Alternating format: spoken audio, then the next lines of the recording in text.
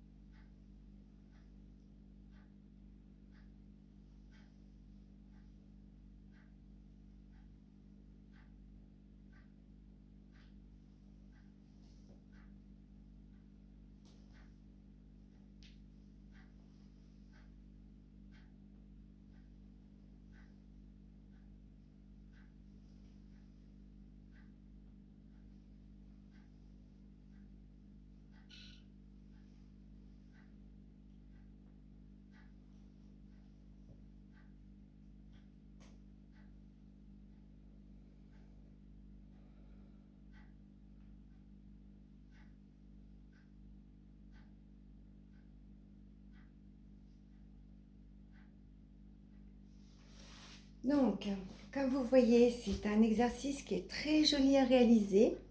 Par contre, n'est pas si facile que ça à faire, parce qu'en fait, il y a plein de coordination, on fait travailler le lobe du cerveau droit et gauche.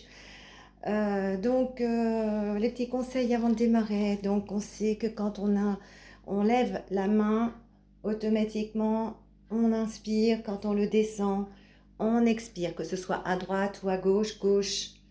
Quand on sera focalisé sur le gauche, on monte, on inspire, on expire en descendant. Ensuite, autre conseil. Donc, quand vous voyez l'exercice, ça fait penser un petit peu au dos crawlé, tout simplement.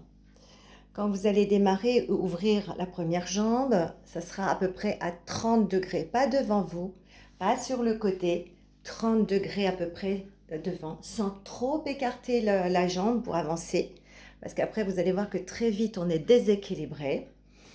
Ensuite, vous allez voir qu'on va faire des torsions du buste, d'accord? Donc on reste les hanches le plus devant, on tournera simplement, on pivotera.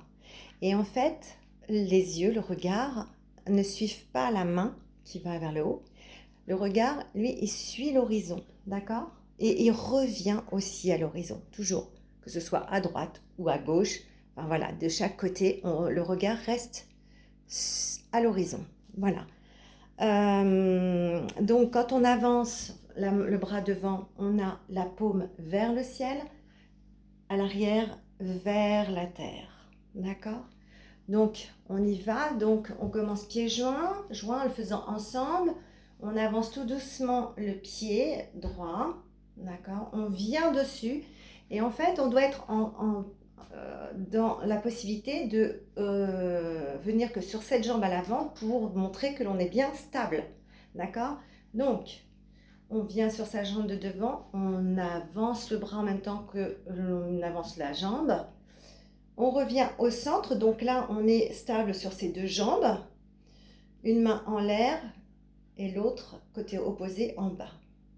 Là on va pivoter, regarder l'horizon et là en fait on descend le bras, la paume vers la terre et on revient la main le long de la hanche et on repart, d'accord? Une fois qu'on a bien maîtrisé le mouvement, une fois qu'on va être en haut, donc sur celle-ci, l'autre va démarrer, d'accord? Mais on ne focalise pas son attention sur cette main à l'arrière. On garde toujours à l'esprit celle qui est devant, enfin du côté de la jambe qui a avancé, d'accord? Et l'autre, par automatisme, elle va faire ce qu'il faut. Bien sûr, au départ, on ne va pas maîtriser le mouvement correctement. Ce n'est pas grave. Le temps que le cerveau fasse son travail, etc., et coordonne tout ça, vous allez voir que l'exercice va être de plus en plus facile et que vous allez vous sentir, bien sûr, de mieux en mieux. Donc voilà, surtout, ne rentrez pas dans une compétition quelconque ou dans un fatalisme en disant « je ne vais jamais y arriver ». En fait, essayez déjà de le faire sur un côté. Ensuite, une fois que vous avez fait ce côté-là, prendre l'autre main, d'accord? Essayez de voir, pendant qu'il y en a une qui est en haut, l'autre est en bas. Pendant qu'il y en a une qui est devant, l'autre est derrière. Essayez, voilà. Vous voyez, en fait, elles sont toujours à l'opposé, elles sont toujours à l'opposé, ces deux bras, d'accord? Tout simplement. Et en fait, on se réfère qu'à la main du côté de la jambe qui a avancé. Une fois que vous avez fait un certain nombre de fois sur la jambe droite, on rapproche les deux jambes et en fait, là, on va avancer la jambe gauche ainsi que le bras gauche et on va faire la même chose. Donc, on ne cherche pas autre chose qu'à faire son moulinet. D'accord, voilà. Et une fois qu'on aura réussi à faire ça, une fois qu'on est en haut, hop, allez, on démarre l'autre main. Et à chaque fois, on bascule vers l'avant.